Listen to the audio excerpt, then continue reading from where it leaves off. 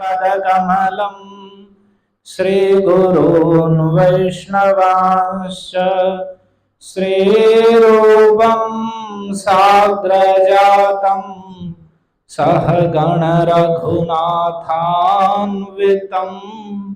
तं सजीवं साद्वैतं सावधूतं परिजनसहितं कृष्ण चैतन्यदेवम् श्री राधा कृष्ण पादान् सहगण ललिता श्री विशाखान्वितांश्च हे कृष्ण करुणा सिंधो दीनबंधो जगत्पते गोपेश गोपिका कांत राधा कांत नमोस्तुते तप्त कांचन गौरांगी राधे वृंदावनेश्वरी वृषभानुसुते देवी प्रणमामि हरिप्रिये नमो महावदान्याय कृष्ण प्रेम प्रदायते कृष्णाय कृष्ण चैतन्य नाम्ने गौरत्वेषे नमः। जय श्री कृष्ण चैतन्य प्रभु नित्यानंद श्री अद्वैत गदाधर श्रीवासादि गौर भक्त वृंद वाञ्छाकल्पतरुभ्यश्च कृपा सिन्धुभ्य एव च पतितानां पावनेभ्यो वैष्णवेभ्यो नमो नमः। हरे कृष्णा कृष्णा कृष्णा हरे हरे हरे राम राम राम हरे। ओम नमो भगवते श्री कृष्ण चैतन्य चंद्राय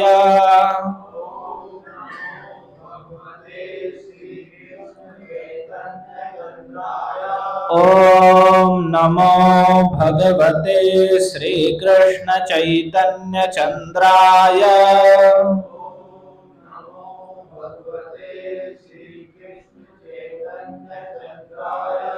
ओम नमो भगवते श्री कृष्ण चैतन्य चंद्राय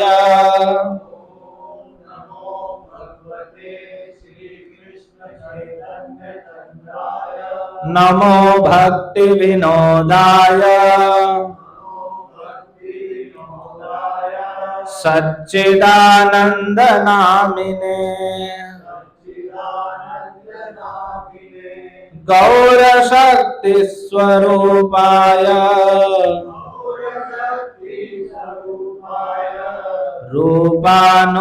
रूपानुगवरायते नमो भक्ति विनोदाय सच्चिदानंद नामिने गौर शक्ति स्वरूपाय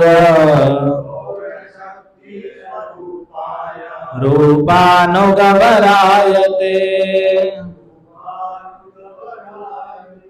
हरे कृष्णा। तो हम श्री कल्याण कल्पतरु ग्रंथ से उपदेश भाग का श्रवण कर रहे हैं, जिसके 3 कल्याण रूपी कल्प वृक्ष के 3 स्कंद भक्ति विनोद ठाकुर ने बताए हैं। उपदेश, उपलब्धि, उच्छ्वास। तो उसमें जो उपदेश में जो उपदेश वर्णित है उसका हम श्रवण कर रहे हैं। अभी तक हमने 8 उपदेशों का श्रवण किया है। आज 9वां उपदेश सुनेंगे। तो कल हमने सुना कि कैसे एक जीव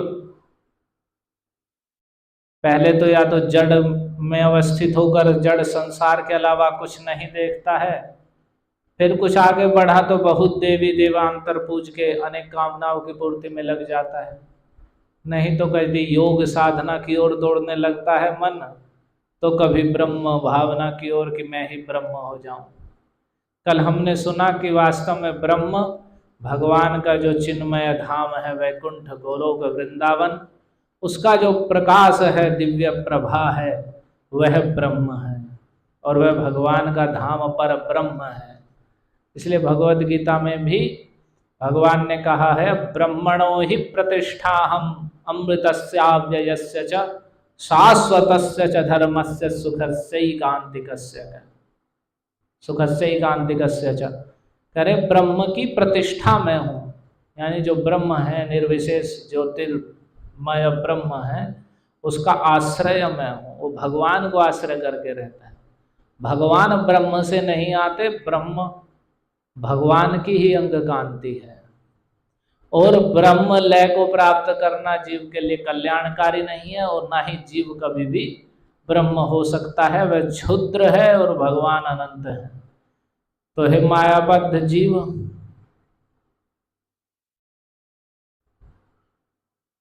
के लिए सायुज्य की इच्छा रखना कि मैं भगवान में या ब्रह्म में लीन होकर मैं ब्रह्म हो जाऊं, तो वो उसके लिए कल्याणकारी नहीं है, बल्कि अपराध है भगवान के चरणों में और परमार्थ को बाधा देने वाला है। इसलिए जैसे एक जुगनू, छोटा सा खद्योत जो जुगनू होता है, वह सूर्य नहीं हो सकता, वैसे क्षुद्र जीव कभी भी ब्रह्म या भगवान नहीं हो सकता।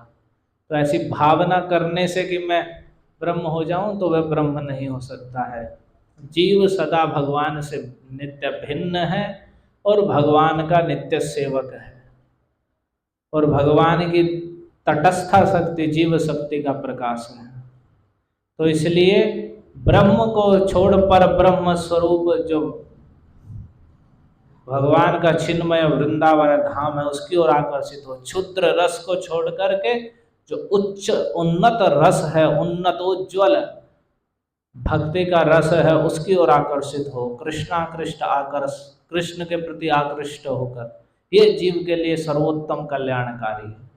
और इसमें उदाहरण दिया कि सुखदेव जी जैसे जो बड़े बड़े महात्मा हैं, उनके जीवन को देखने की आवश्यकता है, उसकी आलोचना की आवश्यकता है कि हम उसे ध्यान से देखें, सुने, पढ़ें कि किस प्रकार वे पहले निर्विशेष ब्रह्म भाव में स्थित थे और भगवान की गुण महिमा को सुनकर उन्होंने श्रीमद् भागवत का अध्ययन किया और कृष्ण प्रेमी हो गए, कृष्ण के भक्त हो गए। तो वैसे ही भक्ति विनोद ठाकुर कह रहे हैं, हे जीव, तो ये क्षुद्र रस छोड़कर कि ब्रह्म भावना में मैं ब्रह्म हो जाऊं, संसार से छूट जाऊंगा, पर ब्रह्म स्वरूप जो कृष्ण है, कृष्ण धाम है, उसकी ओर आकर्षित हो, और शीघ्र ही तुम्हें वास्तविक परमानंद की प्राप्ति होगी।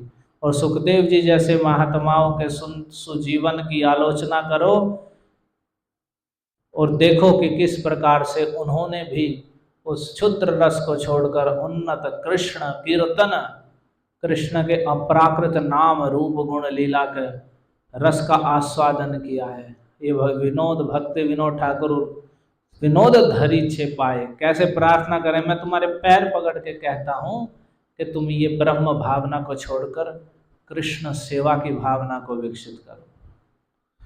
तो अब ये ब्रह्म होने की, चलिए, तो यहाँ ये भक्ति के पथ को साफ किया जा रहा है कि ये कबाड़ हैं जो हमारे चित्त में, मन में भरा पड़ा, इसे छोड़कर शुद्ध जो हमारा स्वरूप है, जो शुद्ध हमारा नित्य धर्म है, वह क्या है, उसे बताया जा रहा है।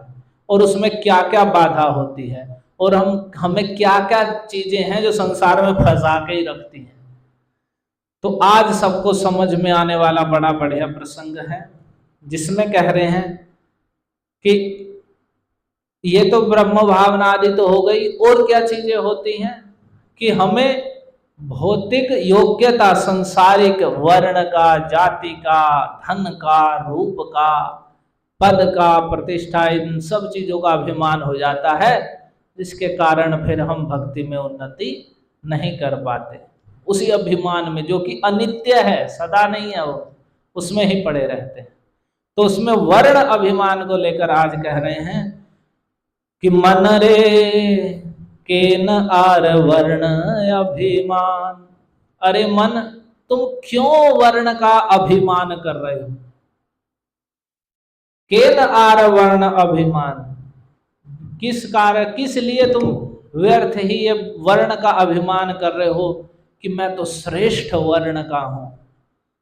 मरीले पातकी है यम दूते जाबे लय, ना करीबे जाति रसम्मान।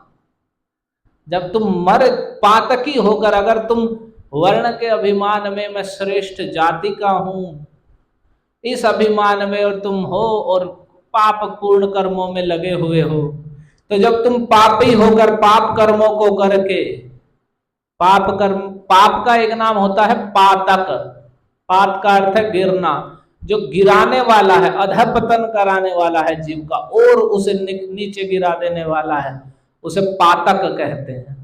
तो पातक, पातकी होकर पाप कर्म करके अगर तुम मरोगे तो यमदूत जावे लय, तो यमदूत तुम्हें लेकर जाएंगे और ना करीबे जाति र सम्मान, फिर तुम्हारी जाति का सम्मान नहीं करेंगे कि मैं तो बहुत श्रेष्ठ ब्राह्मण हूं और मैं तो चौधरी हूं और जी मैं तो क्षत्रिय हूं और मैं ये हूं, मैं तो इतना सेठ का लड़का हूं। कुछ सम्मान नहीं करेंगे, वैसे ही घसीट कर लेके जाएंगे। तो आर केन आर वर्ण, क्यों ये तुम्हारा वर्ण का अभिमान इसे तुम ढो रहे हो? यदि पापी होकर पाप कर्मों को करके मरोगे तो यम के दूत ही लेकर जाएंगे, कोई और नहीं आएगा, कितने ही श्रेष्ठ हो। ना करीबे जाति र सम्मान, वे तुम्हारी जाति का सम्मान नहीं करेंगे। और यदि कहो कि नहीं चलो यम के दूत तो लेने आएंगे, लेकिन हम अगर पुण्य कर्म करेंगे फिर तो नहीं आएंगे यम के दूत। अगर हम अच्छे ही कर्म करेंगे, खूब दान पुण्य करेंगे, तो हमें स्वर्ग देवदूत लेने आएंगे, स्वर्ग में जाएंगे। तो कह रहे हैं यदि भाल कर्म कर स्वर्ग भोग अतः पर, ताते विप्र चंडाल समान। पाप कर्म करेंगे, मरेंगे, यम के दूत लेने आएंगे, वे कोई जाति का सम्मान नहीं करेंगे, पकड़ेंगे और वैसे ही खींच के लेके जाएंगे, चाहे तुम श्रेष्ठ जाति को, निकृष्ट के हो, कुछ भी क्यों ना हो। और यदि कहो पुण्य कर्म करूंगा, तो पुण्य कर्म यदि तुमने किए, भाल कर्म कर, यदि तुमने भाल अच्छे कर्मों को किया, स्वर्ग भोग अतः पर, तो उनके फल स्वरूप तुम्हें स्वर्ग का भोग प्राप्त होगा। ताते विप्र चांडाल समान, और स्वर्ग में भी, स्वर्ग में क्या है तो विप्र चांडाल समान, जो भी स्वर्ग में जाएगा, चाहे ब्राह्मण गया हो कि चंडाल गया हो, वहां जाके वे भी समान हो जाएंगे, समान रूप से उन्हें स्वर्ग के भोग प्राप्त होंगे। तो केन आर वर्ण अभिमान, तो फिर किस लिए ये वर्ण का अभिमान किए हुए हो? और यदि नरक में गए, चलो स्वर्ग में गए तो वहां भी समान हो जाएंगे, समान, अगर चांडाल ने भी अपने सही कर्म किए हैं। एक बात और है, ऐसा नहीं है कि ब्राह्मण है या क्षत्रिय है वह अपने शास्त्र की विधि के अनुसार उस कर्म को करेगा वही स्वर्ग में जाएगा। भगवान के धाम को, वैकुंठ जगत को तो वही प्राप्त करेगा जो कृष्ण का भजन करेगा, चाहे वह कोई भी है। लेकिन जो शास्त्र में वर्ण, धर्म, वर्णाश्रम विधि का, ब्राह्मण, क्षत्रिय, वैश्य, शूद्र, गृहस्थ, ब्रह्मचारी, वानप्रस्थ, सन्यास, ये जो वर्णाश्रम का वर्णन किया गया है और उसके जो कर्तव्य बताए गए हैं, यदि कोई उन्हें दृढ़ता पूर्वक पालन करता है तो उसका फल स्वर्ग आदि का भोग मिलता है। तो उसी बात को कह रहे हैं, तो अगर कोई ब्राह्मण ही अच्छे कर्म कर रहा है या क्षत्रिय कर रहा है तो वो स्वर्ग में जाएगा, अर्थात वह अपने धर्म का पालन कर रहा है, ब्राह्मण के, क्षत्रिय के, तो वह स्वर्ग में जाएगा। तो यही नहीं कि ब्राह्मण और क्षत्रिय जाएंगे, यदि शूद्र भी अपने धर्म का सही तरीके से पालन कर रहा है तो वह भी अपने पुण्य कर्म से वहीं जाएगा। तो ताते विप्र चांडाल समान, तो जब सब स्वर्ग में एक जगह आ जाएंगे, एक ही पोस्ट पर, तो सब समान है। वहां वो पूर्व जन्म में वो ब्राह्मण था या चंडाल था, वहां वो नहीं होगा, अपने कर्म फलों के अनुसार एक ही स्थान पर स्वर्ग में भोग लाभ करेंगे, संसार इंद्रिय सुख आदि के भोग प्राप्त करेंगे। और नरके वो तुई जने दंड पावे एक मन, जन्मांतरे समान विधान। और यदि नरक में गए तो वहां तो कोई भी हो एक जगह ही दंड मिलेगा सबको, चाहे वो ब्राह्मण पाप करके मरे, क्षत्रिय मरे या शूद्र मरे या चंडाल मरे, नरक में गए तो नू थोड़ी कि ब्राह्मण को थोड़ी सी रेस्ट हो जाएगा और ये भाई चंडाल है इसे ज्यादा सजा मिलेगी। नहीं जी, नरक में जाएंगे, दोनों को ही कह रहे हैं दंड पावे एक सने, एक ही स्थान पर दोनों बराबर दंड। जब पाप का, जिस पाप कर्म का जो दंड है वो दोनों को समान रूप से मिलेगा। नहीं पूछा जाएगा कि ये श्रेष्ठ का है कम का है। जन्मांतरे समान विधान। और रही बात जन्मांतर की, तो जन्म की मानो नरक में नहीं गए, स्वर्ग में भी नहीं गए, मर के फिर यहीं जन्म ले लिया। कुछ ऐसे कर्म रहे कि स्वर्ग नरक ना गए, मिश्र कर्म रहे, पाप पुण्य कुछ बराबर बराबर से, और यहीं कर्म यहीं जन्म ले लिया। तो कह रहे जन्मांतरे समान विधान, तो उसमें भी समान विधान होगा। उसमें ये नहीं होगा कि भाई ये अच्छे घर का था, अच्छे कुल का था, अच्छे श्रेष्ठ जाति का था तो इसके लिए कुछ विधान विशेष होगा, और ये निम्न कुल का था इसके लिए कुछ अलग होगा। नहीं, जन्मांतर में अपने कर्म के अनुसार जैसे कर्म फल बनेंगे उसके अनुसार वैसा ही विधान हो जाएगा। अच्छे कर्म के अनुसार वैसे घर में जन्म, पाप कर्म के अनुसार वैसे ही स्थान पर जन्म। तो केल आर वर्ण अभिमान, तो फिर किस लिए वर्ण का अभिमान कर रहे हो, किस कारण से कि मैं श्रेष्ठ जाति का, श्रेष्ठ वर्ण का। तो कितनी बात बताई कि यदि मरोगे, पाप कर्म करके मरोगे तो यम के दूत लेने आएंगे, तो जाति का सम्मान नहीं करेंगे कि कौन सी जाति के हो। और यदि पुण्य कर्म करे, स्वर्ग आदि प्राप्त हुआ, तो वहां भी चाहे कोई भी हो, ब्राह्मण हो या चंडाल हो या कोई सभी जाति का हो, तो अपने पुण्य कर्म से यदि स्वर्ग में जाता है तो वहां भी समान हो जाएंगे। और यदि नरक में गए तो वो तो एक जैसा ही दंड मिलेगा एक ही स्थान पर। और यदि जन्मांतर हुआ तो अपने कर्म के फल के अनुसार, जैसे कर्म है वैसे फल के अनुसार एक समान विधान के अनुसार दूसरे स्थान पर जन्म मिलेगा। कोई से कोई किसी में किसी के विशेष और कम या ज्यादा की बात नहीं रहेगी।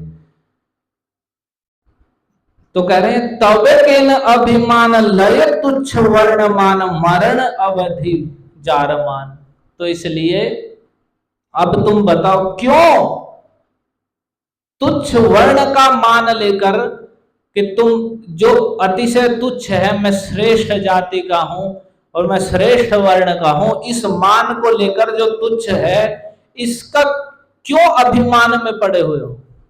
ये मान करके कि मैं श्रेष्ठ कुल का हूं, बड़े घर का हूं, बड़े धनी या बड़े श्रेष्ठ जाति कुल में जन्म लिया है, तो ये तुच्छ है मरण अवधि जारमान।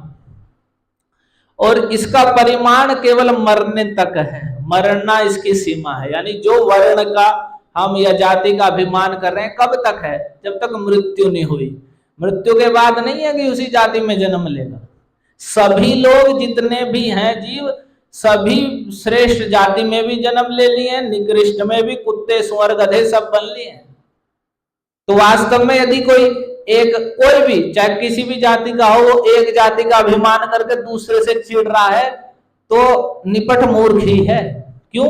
क्योंकि आज वो उस जाति में, हो सकता है पिछली बार वो उसी जाति का रहा हो जिससे वो वैर कर रहा है कि ये मेरे साथ ये जाति के ऐसे हैं, मेरे शत्रु हैं, या ये जाति के मेरे शत्रु हैं, तो पिछली बार वही उस जाति में रहा हो, या मरने के बाद उसी जाति में जन्म ले। फिर तो ये कह रहे हैं व्यर्थ का, तुच्छ है ये वर्ण या जाति आदि का अभिमान। मरण अवधि जारमान, केवल मरने तक इसकी सीमा है। मैं श्रेष्ठ जाति का हूं जब तक इस शरीर में हूं और ये शरीर मरा नहीं हो तब तक ही है।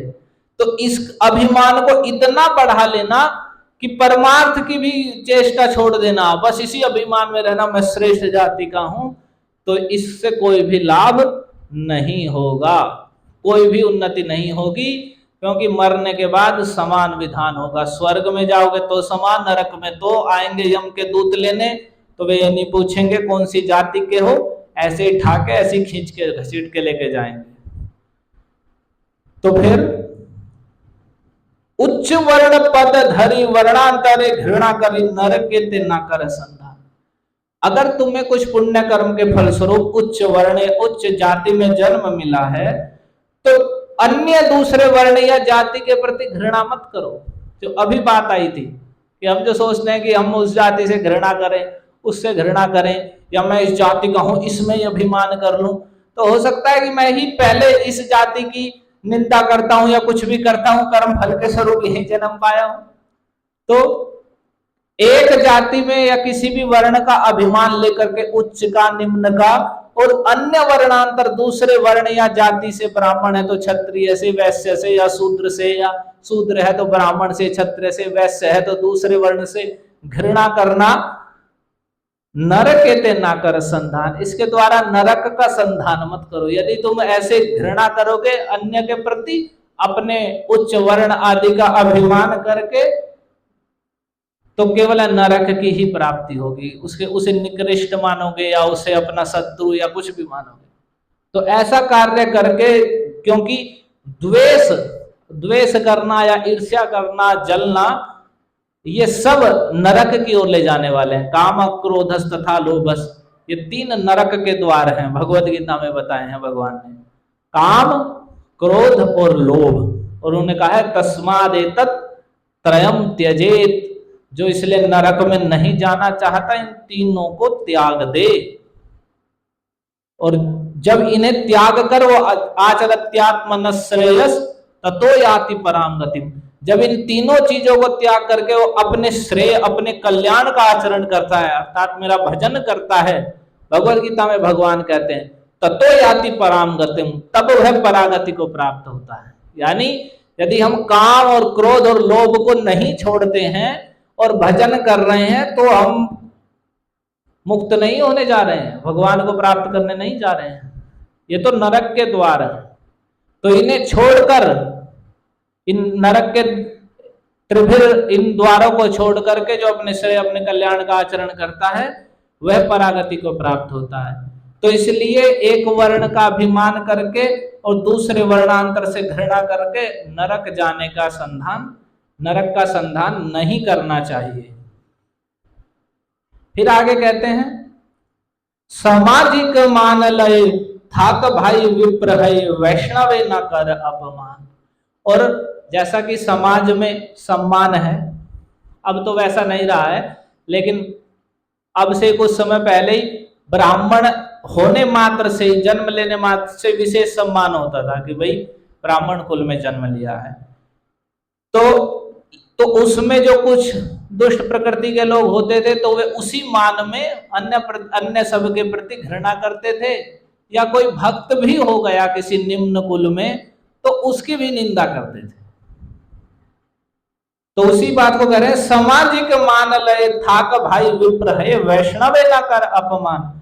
अगर तुम विप्र होकर के, ब्राह्मण होकर तुम्हें सामाजिक मान सम्मान मिल रहा है, तो ठीक है, तुम उसे ग्रहण करो, लेकिन इसका अर्थ ये नहीं तुम वैष्णवों का, कृष्ण भक्त का अपमान करने लग जाओ कि ये तो क्षुद्र जाति का है, अरे तो कुछ भी हो, भक्त है तो क्या, ये तो क्षुद्र जाति का है। नहीं, इसलिए अगर तुम्हें सामाजिक सम्मान मिल रहा है ब्राह्मण आदि उच्च वर्ण का, तो ऐसा प्राप्त होने पर ठीक है, तुम उसे स्वीकार करो, लेकिन भक्तों का, चाहे वे किसी भी जाति, कुल, किसी भी वर्ण के क्यों ना हो, या वर्ण से बाहर भी क्यों ना हो, उनका अपमान मत करो। आधार व्यापारी है विवाद जहाज लय, कभू नहीं करे बुद्धिमान। यहाँ एक उदाहरण दे रहे हैं, जैसे कोई अदरक का व्यापारी हो, अदरक बेचता हो ठेले पर, और वो जहाज खरीदने की इच्छा करने लगे, तो वह उसके लिए उचित नहीं है, क्योंकि अदरक बेचकर वह जहाज, हवाई जहाज या जल का जहाज नहीं खरीद पाएगा, इतना बड़ा वो व्यापार नहीं है। तो उसी बात को कह रहे हैं, अदरक के व्यापारी होकर जहाज लेने के लिए विवाद मत करो। कभू नहीं करे बुद्धिमान, बुद्धिमान व्यक्ति अदरक का व्यापारी होकर जहाज के लिए विवाद नहीं करता है, जहाज खरीदने के लिए। यानी जो तुम्हारा तुच्छ, जिसकी मृत्यु ही सीमा है, उस जाति आदि का, जो वर्ण आदि का जो अभिमान है, उसको लेकर जो नित्य कोई जीव अपने नित्य धर्म विष्णु भक्ति में स्थित हो गया है, वैष्णव हो गया है, तो उस तुच्छ जाति के अभिमान को लेकर उस वैष्णव की निंदा मत करो, उसे तुच्छ जाति या तुच्छ या हीन वर्ण या योग्यता में कमी या शरीर आदि की कुरूपता देख करके उसकी निंदा या अपमान या चिढ़ना ऐसा मत करो, क्योंकि तुम अदरक के व्यापारी हो, तुम जड़ तुच्छ नश्वर चीज का अभिमान लेकर के, और जो भगवान की भक्ति कर रहा है, नित्य धर्म का पालन कर रहा है, उसका अभिमान करोगे तो ये ऐसे हो जाएगा कि अदरक का व्यापारी जहाज के लिए विवाद करने लग जाए कि ये इतने पैसे का, इतने पैसे का। तो वैसा मत करो, ऐसा बुद्धिमान कभी नहीं करते। तो फिर क्या, एक बड़ी सुंदर बात कह रहे हैं कि तबे यदि कृष्ण भक्ति साध तुम यथाशक्ति सोनाय सुहागा पावे स्थान। तो इसलिए यदि तुम्हें उच्च वर्ण में, उच्च जाति में जन्म मिला है, तो तुम उच्च आचरण पूर्वक वैसा श्रेष्ठ आचरण करो और कृष्ण भक्ति को यथाशक्ति साधन करो। तुम अपनी शक्ति के अनुसार कृष्ण भजन को साधो, कृष्ण भक्ति करो, तो ये ऐसा हो जाएगा सोनाए सुहागा पावे स्थान, जैसे सोने पे सुहागा कहते हैं। यदि तुम्हें अपने पुण्य कर्मों के अनुसार उच्च जाति, उच्च वर्ण की प्राप्ति हुई है, तो तुम उसका दुरुपयोग मत करो दूसरे से चिढ़ करके, द्वेष करके, घृणा करके, बल्कि उस वैसा श्रेष्ठ आचरण करते हुए और कृष्ण भक्ति में साधना करो, कृष्ण भजन को बढ़ाओ। इससे क्या होगा, सोने पे सुहागा हो जाएगा कि पहले से तुम श्रेष्ठ वर्ण के हो और ऊपर से भगवान के भक्त हो गए, तो और शोभा की बात हो जाएगी, वो तुम्हारे लिए वास्तविक कर्तव्य है। और सार्थक है वे सूत्र सर्व लाभ ही मूत्र, और ये सूत्र जो है सार्थक हो जाएगा। ये जो प्राप्त हुआ है, जो भी तुम्हें वर्ण आदि और जो आचरण या जो भी अनुकूलता, उसके द्वारा जब तुम कृष्ण भजन करोगे श्रेष्ठ आचरण पूर्वक, तो ये सार्थक हो जाएगा और सर्व लाभ इह मूत्र। और इस जगह भी तुम्हें मान सम्मान तो पहले ही मिल रहा है श्रेष्ठ वर्ण का, भजन करोगे तो और सम्मानित होगे, और अमूत्र यानी शरीर त्यागने के बाद भजन के प्रभाव से भगवान के धाम या उच्च गति को ही प्राप्त करोगे। तो यहाँ इस लोक परलोक दोनों जगह सर्व लाभ, सब कुछ लाभ होगा, मान सम्मान यहाँ भी और मरने के बाद, भजन करने के बाद तो मिलेगा ही मिलेगा। तो विनोद करिवे स्तुति गान।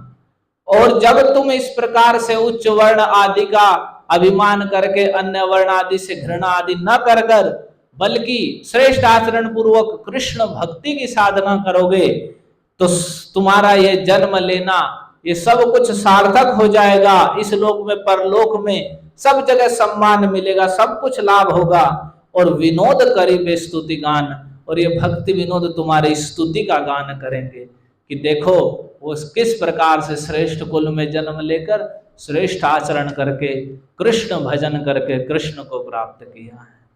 तो इसलिए कह रहे हैं आर केन आर वर्ण अभिमान। तो हे जीव, तुम क्यों वर्ण का अभिमान कर रहे हो? इसकी तो केवल अवधि, इसकी तो सीमा केवल मरने तक है। मरने के बाद इस वर्ण का जो वर्तमान में वर्ण, जाति या शरीर है, ये कुछ भी नहीं रहेगा। और इस अभिमान में जो पाप कर्म किए हैं, केवल वे ही, उनके ही फल भोगने पड़ेंगे। और ये मनुष्य के लिए भी है। मान लिया हम मनुष्य होकर दूसरे जीवों से ही घृणा करने लगे, जो विधि निषेध बताए गए हैं कि मान लिया कुत्ता है तो निकृष्ट जीव है, तो उसके प्रति हम वैसा व्यवहार ना करें, और गाय जो है वो पवित्र है, उसके प्रति श्रेष्ठ व्यवहार करें। तो इसका अर्थ ये नहीं है कि हम निकृष्ट वाले से चिढ़ने लगे, उसके शारीरिक या अपवित्रता आदि दोषों के कारण उसके व्यवहार में भेद किया गया है। ऐसा नहीं है कि उसे हम उसके प्रति घृणा कर लें और जो हमें अनुकूल, हमारे काम लायक है, उसे बहुत अच्छा मान लें। तो यानी किसी भी संसारिक हमारे जाति, वर्ण या शरीर जो प्राप्त हुआ है, उसे लेकर के दूसरे शरीरधारी जीव से बैर करना या चिढ़ना या तुच्छ निकृष्ट मानकर अपने अभिमान को, गर्व को बढ़ाना, इससे कल्याण नहीं होगा। क्योंकि मरने के बाद ये जाति, ये शरीर, ये जो भी अभिमान है वो सब रह जाएगा, और पातकी होके मरेंगे तो यम के दूत ही लेने आएंगे और वैसे ही लेके जाएंगे, वे जाति का सम्मान नहीं करेंगे। तो इसलिए अदरक का व्यापारी, और विशेषकर कोई भक्त है, वैष्णव है, भगवान का श्रद्धा पूर्वक दीन भाव में दैन्यता पूर्वक भजन कर रहा है, और उसे ये जानकर अरे तो शूद्र जाति का है, छोटी जाति का है या वर्णांतर का है, और ऐसा करके उसके प्रति घृणा की जाए, तो उसमें तो ऐसा हो जाएगा कि कोई अदरक का व्यापारी जहाज खरीदने के विषय में विवाद करने लगे कि छोटी सी बात का अहंकार लेकर जरा से जाति आदि के मद का, और कोई भगवान का भजन कर रहा है, इतना श्रेष्ठ कार्य जो नित्य धर्म जीव का, उसके प्रति यदि वैसी भावना कर रहा है, तो अदरक का व्यापारी होकर जहाज के लेने के लिए विवाद कर रहा है, और उससे उसकी ही हानि होगी, और बुद्धिमान व्यक्ति ऐसा कार्य नहीं करते। इसलिए सोने पे सुहागे वाली बात हो जाएगी। यदि तुम श्रेष्ठ वर्ण श्रेष्ठ जाति के हो तो वैसा ही श्रेष्ठ आचरण रखो और कृष्ण भक्ति को साधो, और यदि तुम ऐसा करोगे तो तुम्हारा सार्थक हो जाएगा, ये सार्थक हो जाएगा ये जीवन और सब कुछ, और इस लोक में परलोक में सर्व लाभ होगा, और भक्ति विनोद तुम्हारा स्तुति गान करेंगे कि किस इस भक्त ने ऐसे श्रेष्ठ कुल में जन्म लिया और ऐसे श्रेष्ठ भजन किया। तो हमारा कर्तव्य है कि हम किसी भी भौतिक योग्यता विशेषकर वर्ण आदि का अभिमान न रखते हुए उसका वास्तविक कर्तव्य करना है कि अगर हम श्रेष्ठ कुल श्रेष्ठ जाति में है तो हमें श्रेष्ठ आचरण रखना है, और श्रेष्ठ सर्वश्रेष्ठ कार्य जो कृष्ण भजन है उसे करना है। उसके द्वारा ही वास्तविक हम स्तुति और सम्मान के पात्र हो सकते हैं। हरे कृष्णा कृष्णा कृष्णा हरे हरे, हरे राम राम राम हरे हरे। भगवान श्री कृष्ण चैतन्य महाप्रभु की जय, श्रील भक्ति विनोद ठाकुर की जय, श्री कल्याण कल्पतरु की जय। निताय गौर हरि प्रेमानंद।